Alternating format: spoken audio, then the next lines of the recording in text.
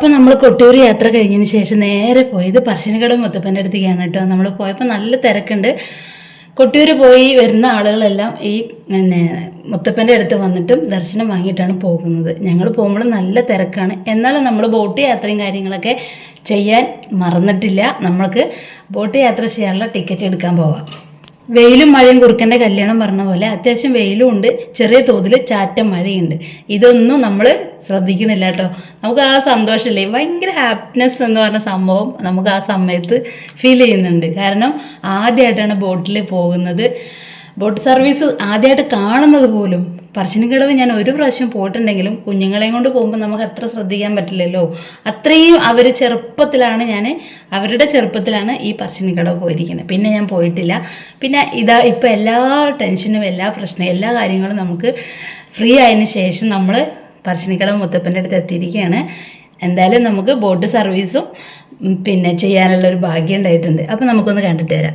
അങ്ങനെ ഞങ്ങൾ ടിക്കറ്റ് എടുത്തിട്ട് ഇങ്ങനെ അവിടെ വെയിറ്റ് ചെയ്യുന്നുണ്ട്. അപ്പം ഒരു ബോട്ട് ഇങ്ങനെ പോയിട്ട് തിരിച്ചു വന്ന് ആ ബോട്ട് ഫുൾ ഫില്ലായതിനു ശേഷം ആ ബോട്ട് തിരിച്ചു പോയിട്ടുണ്ട്.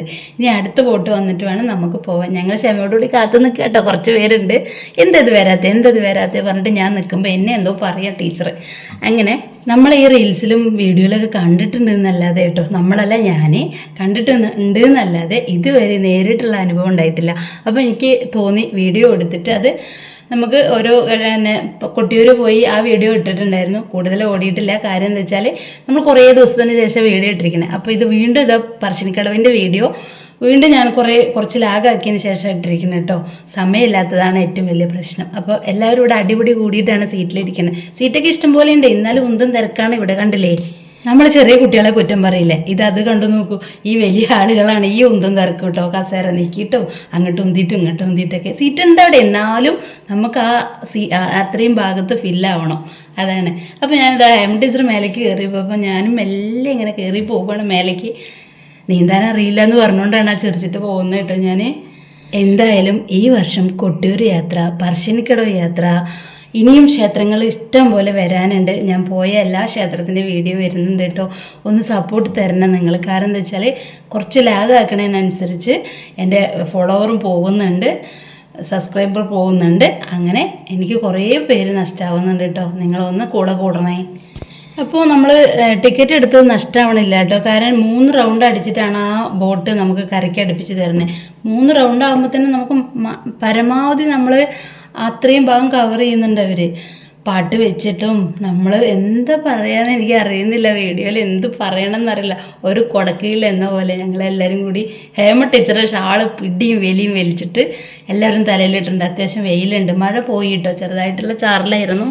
ഈശ്വര, വെള്ളത്തിൻ്റെ ആ ഒരു ഓളം കാണുമ്പോൾ ഇല്ലേ നല്ല പേടിയായി തോന്നി. ഞാൻ താഴത്തേക്ക് ഇറങ്ങി വന്നു. താഴെ വന്നപ്പോൾ അമ്മമാരുടെ പാട്ടും പിന്നെ ഡാൻസും എല്ലാം ഉണ്ട്.